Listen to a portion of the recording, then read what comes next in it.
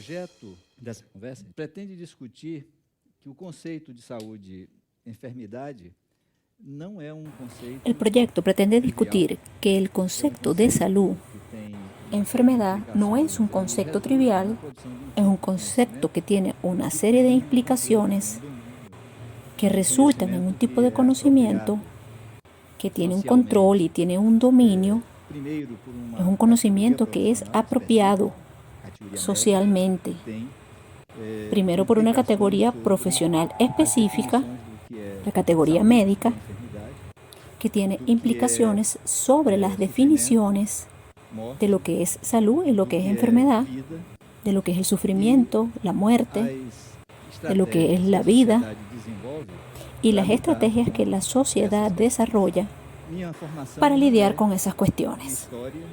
Mi formación no es de historia ni de filosofía, es una formación de epidemiólogo,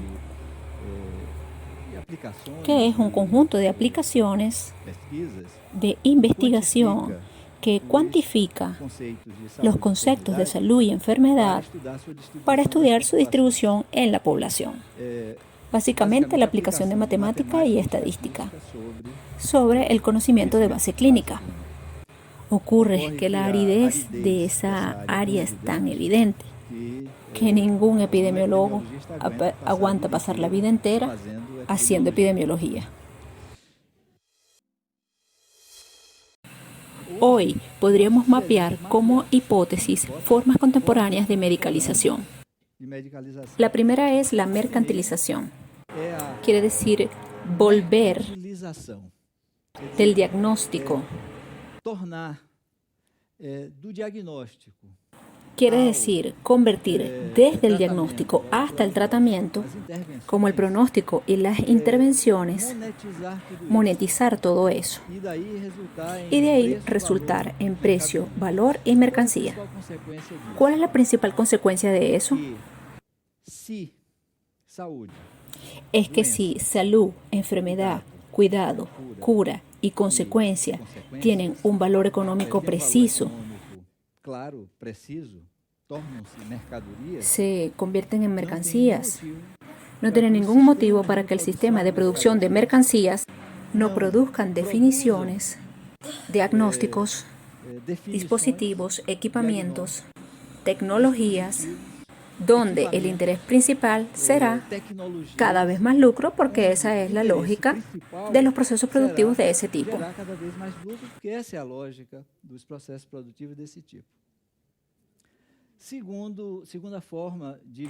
La segunda forma de medicalización es la consolidación y sometimiento continuo al poder médico. La tercera forma es el acceso de los sujetos, de cualquier sujeto, a información que está permitiendo una popularización de los saberes que antes eran monopolios. Y protegidos inclusive por lenguajes cifrados.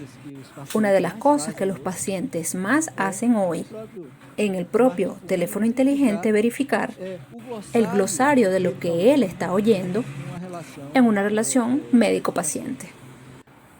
Ahora, ese alcance, ese acceso está atendiendo a un proceso incluso industrial de vulgarización de saberes, que incluso queda hasta difícil una verificación de validez y de credibilidad de esas fuentes de informaciones.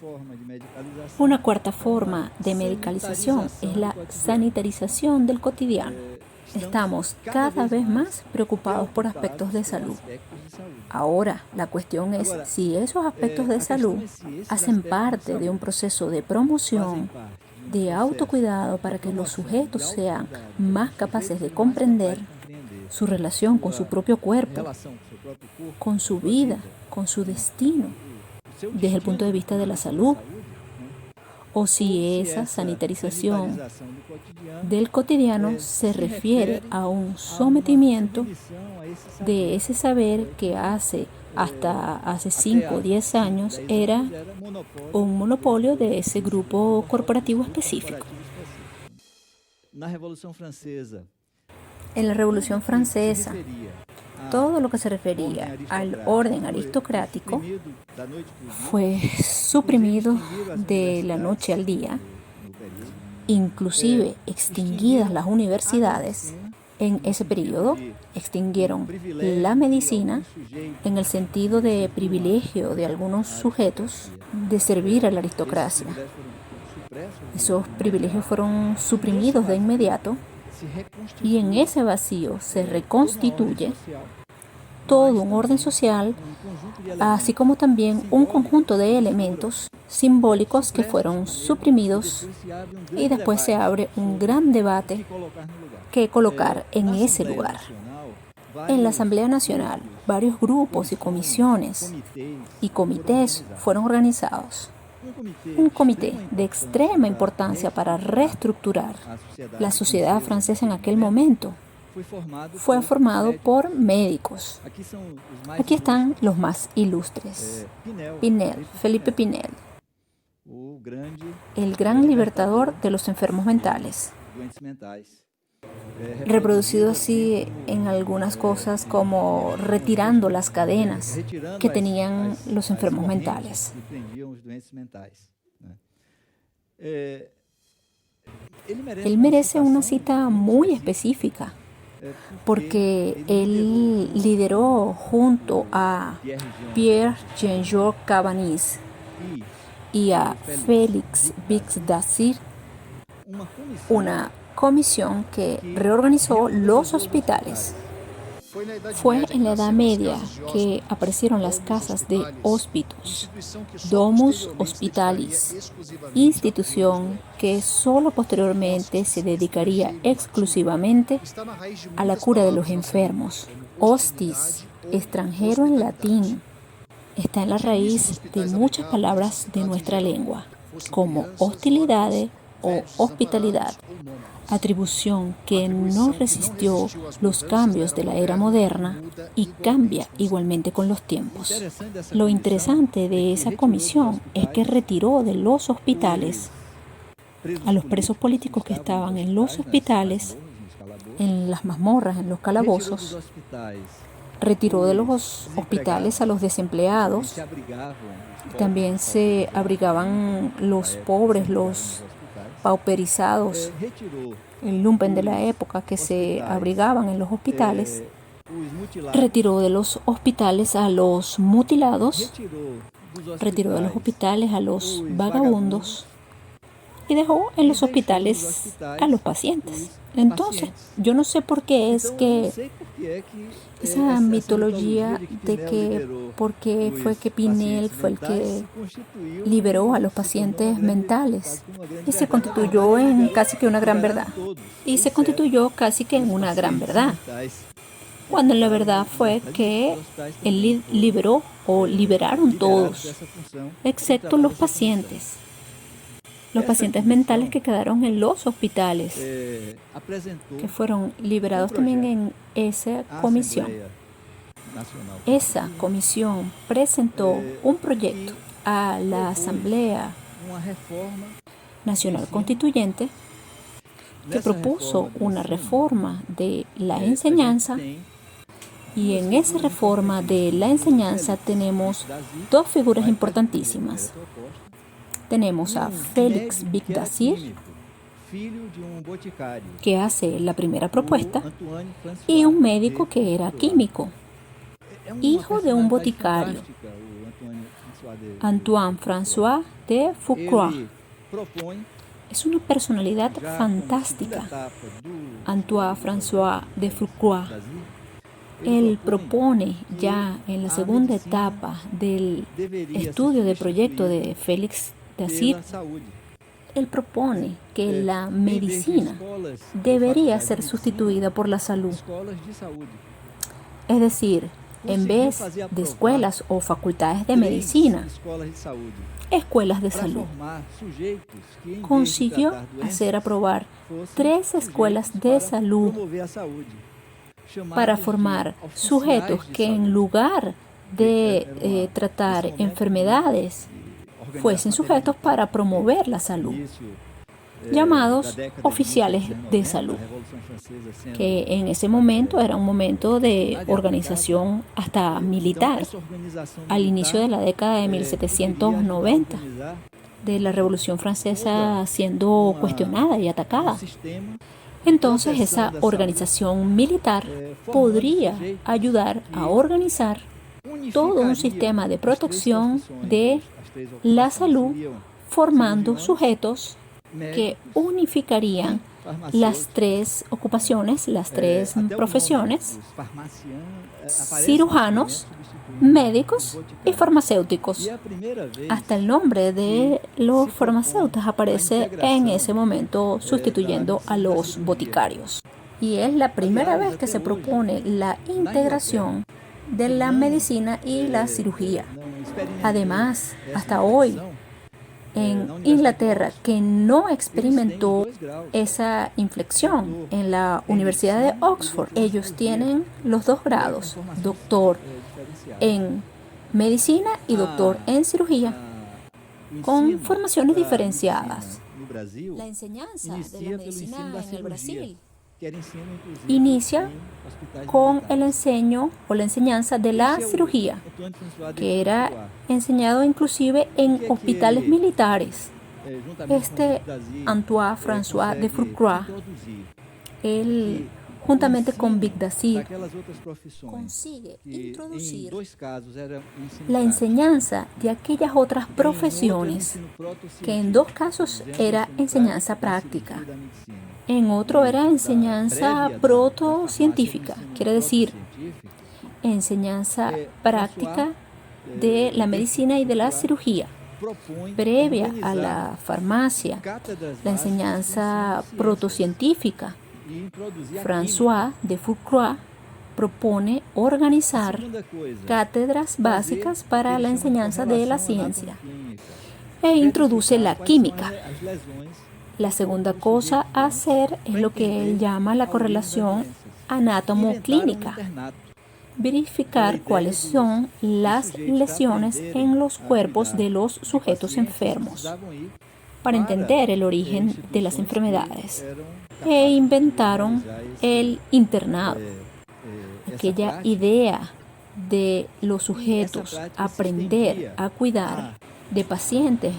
Necesitaban ir a instituciones que eran capaces de realizar esa práctica, y esa práctica se extendía en cadena en las provincias, incluso para cuidar de la salud, incluso desde el punto de vista ambiental. Ellos creían mucho en la época que las enfermedades provenían de miasmas, que venían de sustancias tóxicas, y por eso el estudio de la química era tan importante.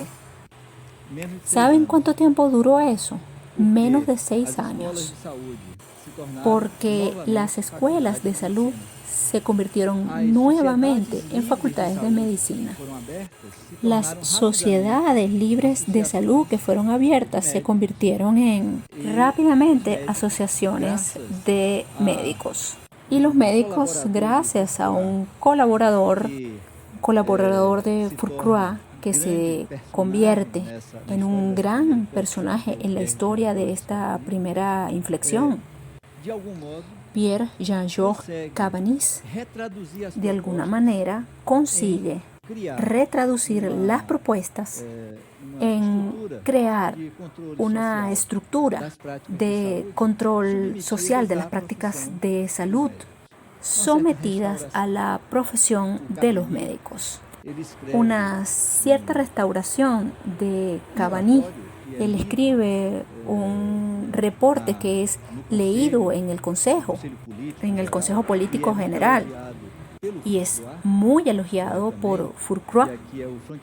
Y aquí el frente de ese reporte, que es publicado después en 1804, aun cuando él fue leído en 1793, donde ahí tiene un epígrafe que dice lo siguiente: Es una citación de Hipócrates. filósofo é El igual a médico, filósofo, es igual a Deus. Dios. A epígrafe dessa Es la epígrafe de esa obra. obra. Fantástico. Es un porque texto ele fantástico recria, que él reconta a história recrea de sua y recuenta la própria, historia formação. de su propia formación Estabelece y establece una organización de cómo se debe dar la enseñanza y curiosamente la estructura de la formación del área de la salud en el Brasil mantiene las reglas, los parámetros y los criterios que Pierre-Georges Cabanis apresentou e publicou presentó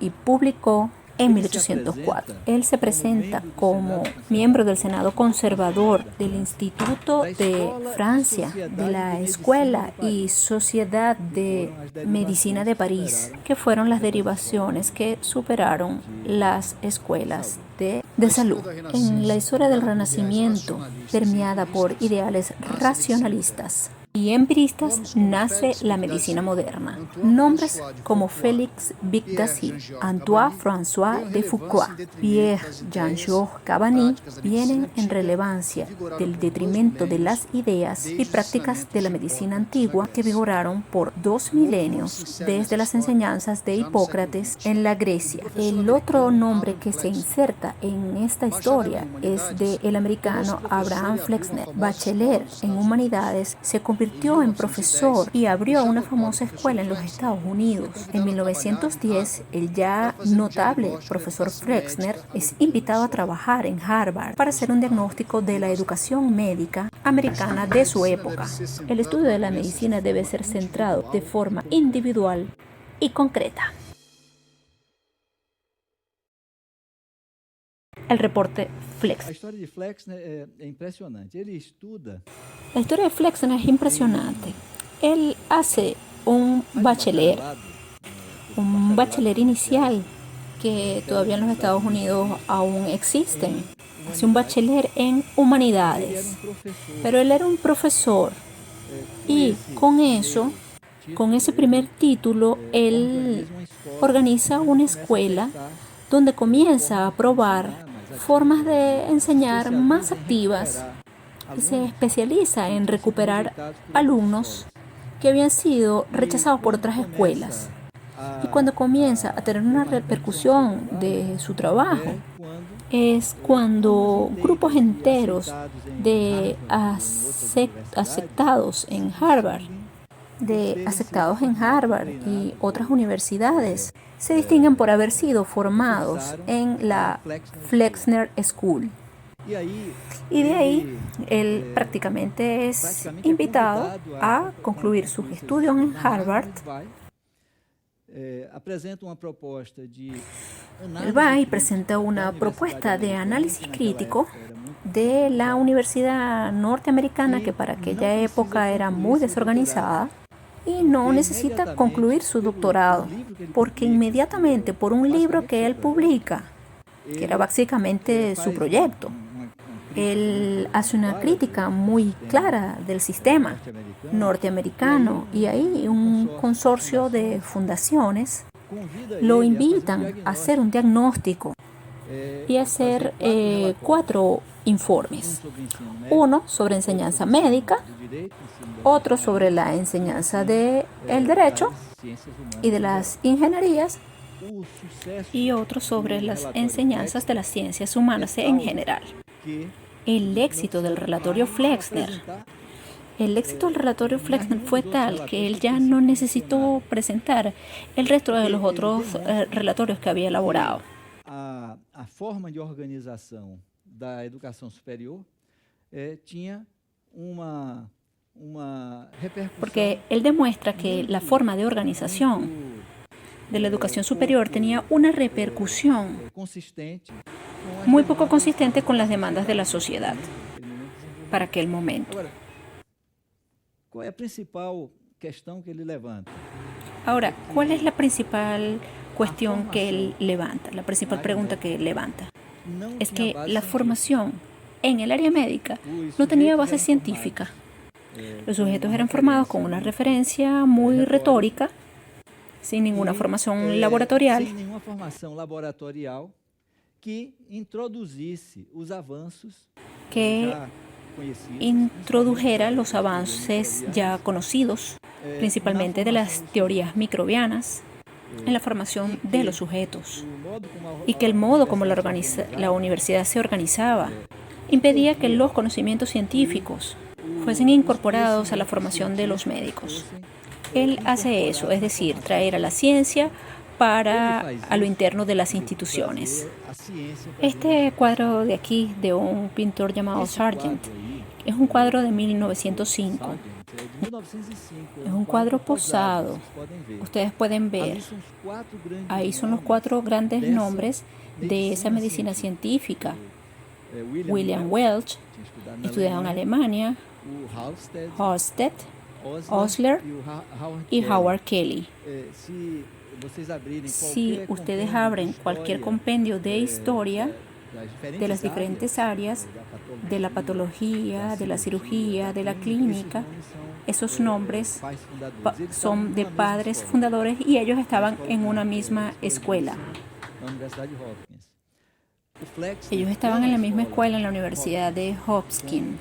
Flexner toma la escuela Hopkins como parámetro, como modelo parámetro, y su investigación publicada en 1910 se llama el reporte Flexner, el informe Flexner, que hasta por la celebridad en que se convierte Flexner, ese relatorio Flexner muestra una visión absolutamente catastrófica, porque es la comparación de la formación de médicos con ese patrón oro, que era la Facultad de Medicina de la Hopkins, de la Escuela Médica de Hopkins, demostraba la tesis de que la formación en salud, predominantemente en los Estados Unidos, era nula desde el punto de vista de incorporar los avances de la ciencia.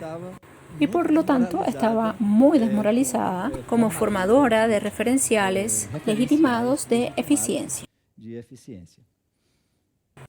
Vale la pena contar solamente una pequeña historia sobre esa escuela médica, porque ellos no tenían dinero para financiar una institución carísima que sería esa escuela. Y el proyecto era un proyecto aún más caro que abrir cualquier escuela. Y apelaron a filántropos y millonarios y solo consiguieron retorno de una heredera que juntó 4 amigas, herederas riquísimas también,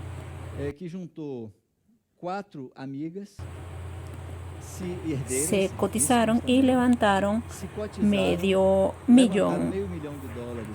de dólares, que en la época era una fortuna incomparable, e hicieron la escuela de Hopkins.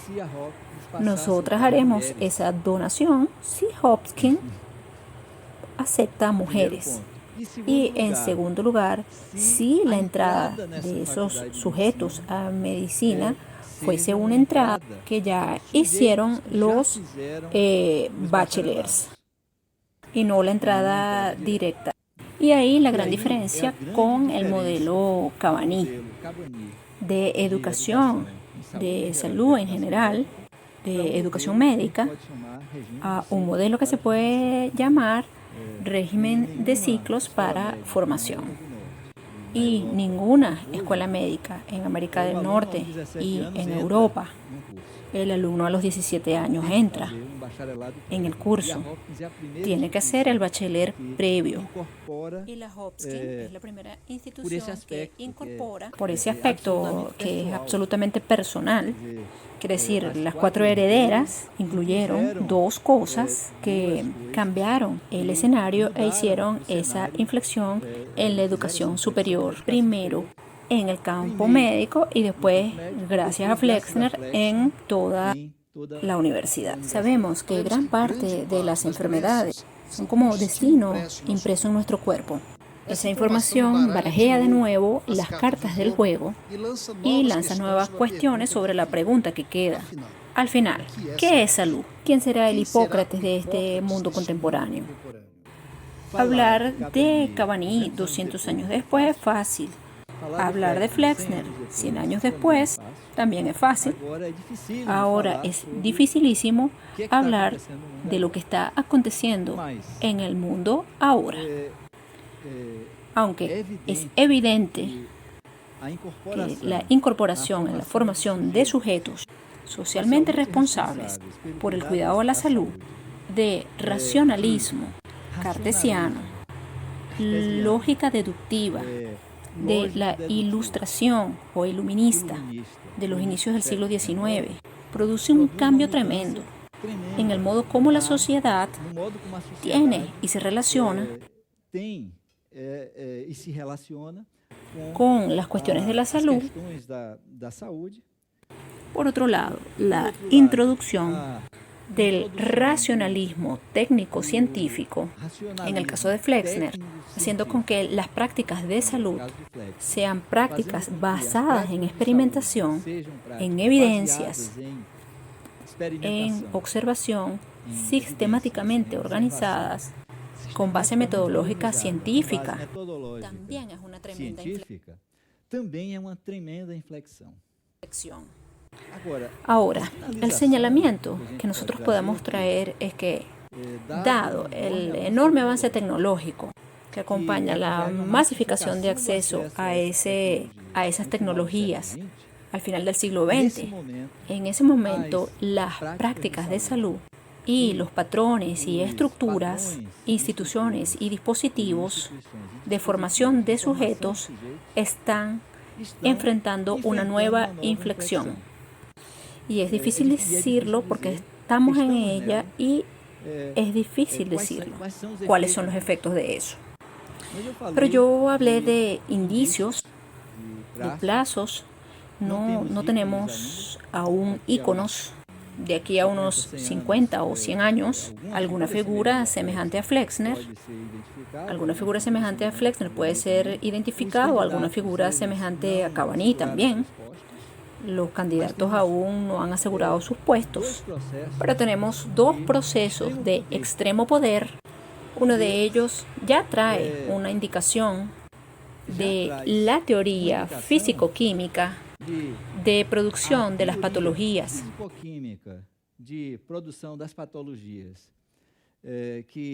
Que dominó aquel pensamiento en el periodo de Cabaní, donde la química era la grande organizadora de las teorías de determinación sobre las enfermedades, que para Flexner ya pasa a ser la biología, en el sentido más de la parasitología, de la microbiología, identificando microorganismos, en general bacterianos, como causa predominante de enfermedades. Nosotros ya tenemos una indicación de la fuerza del modelo genómico, de la comprensión de la producción de patologías. Ese es un primer elemento que ya podemos señalar. Lo segundo es la cuestión del acceso a tecnologías y acceso a información. El DNA de la medicina y el Dr. Google. No início do século XX, poucos sujeitos conseguiam acesso à informação além daqueles que Al inicio del siglo XX, pocos sujetos conseguían acceso a la información, no más allá de aquellos que estaban formados en dispositivos específicos para ello. Hoy, cualquiera de nosotros, ahora, en este momento, puede consultar bases de información en tiempo real, instantáneo, y hasta averiguar si estas cosas que yo estoy hablando se corresponden de hecho, si fue en 1793 o 1794, o si fue 2001, o fue en 1910, o si Flexner nació en cualquier año y tal. Ustedes pueden consultar esos datos en tiempo real. Y el otro elemento de esa cuestión de la tecnología es la velocidad cada vez mayor de ese avance tecnológico, en especial relativo a algo que fue un enorme problema en la historia de la constitución de los saberes, que es el almacenamiento de la información. Hoy es posible un dispositivito de este tamaño que yo estoy mostrando aquí, tiene capacidad de almacenar todo el conocimiento de mi área, y que fue publicado en mi área puede caber en estos 32 gigas de capacidad de almacenamiento aquí, en un dispositivo como este de memoria flash. ¿Cuál es el impacto de esto sobre todo lo que estamos conversando, sobre formación de sujetos que tienen mandatos legales, sociales y políticos, de intervención sobre la salud de los otros y tratamiento de las enfermedades de los individuos, una vez que monopolios de la información son posiblemente cuestionados por ese acceso a tecnología, donde formas de regulación pueden cambiar en una rapidez mayor de la que es la capacidad de institucionalización. Maior do que a capacidade de institucionalização. E onde os controles sociais são, y donde los controles sociales son cada vez más demandados por los sujetos. Bueno, yo hice una proposición de pensar las formas de medicalización que eran prevalentes en los momentos de reconstitución de la sociedad liberal burguesa de la Revolución Francesa, en un momento de explosión del imperialismo y de la maduración del capitalismo industrial. Y en ese momento que se llama sociedad del conocimiento, de la información, son distintas. Y yo creo que la gente puede tener un análisis que organiza las tres dimensiones de la medicalización. Una dimensión económica, esta marketización de la enfermedad, una expresión en inglés que habla de eso. La creación de patologías para convertirse en mercancías.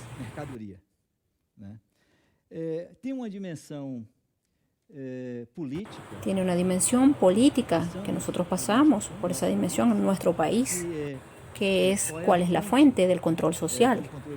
El dilema que otros países resolvieron de otra manera, en que las corporaciones profesionales son socialmente controladas, es decir, que son socialmente controladas por la sociedad, o si ellas son autocontrolables, es decir, que son controladas por procesos internos, y tiene también la dimensión ideológica. E tem a dimensão ideológica, que é a questão de reprodução de sujeitos, que es la cuestión de reproducción de sujetos y reproducción de ideas, es decir, reproducción de conceptos, de imaginarios, inclusive de metodologías, en relación a ese tema que es de extrema importancia.